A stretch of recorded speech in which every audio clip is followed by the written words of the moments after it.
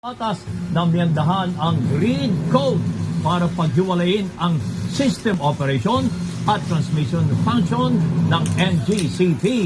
Nagpapatrol Vivian Gulia. Idinaing ng ilang grupo at mambabatas sa pagdinig ng Kamara kanina ang malaking perwisyo at luging naranasan ng mga mamamayan sa Panay Island dulot ng 4 na araw na walang kuryente. Kaya panawagan nila, panagutin ang mga nagkulang at bigyan ng kompensasyon ang mga naapektuhan. Halos wala pa isang taon, 3 beses na nangyari ito, paulit-ulit. Yung pinagtataka natin hanggang ngayon walang nananagot. Sino yung sisingilin ng mga manggagawang na wala ng trabaho? Sino yung sisingilin ng mga maliliit na negosyante na bumagsak yung kabuhayan dahil lang sa brownout?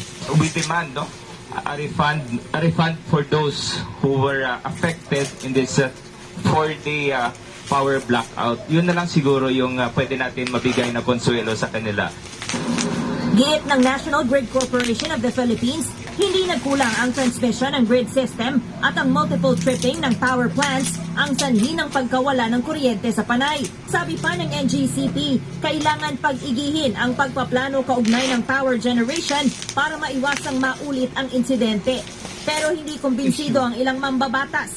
Nasingita ang umano'y delayed reporting ng NGCP sa Energy Regulatory Commission kaugnay ng insidente. Sabi ng ERC, obligasyon ng NGCP na i-report ang mahahalagang insidente tulad ng kung hihigit sa 5 megawatts ang magiging kulang ng isang generating unit. Pero ang nangyari for the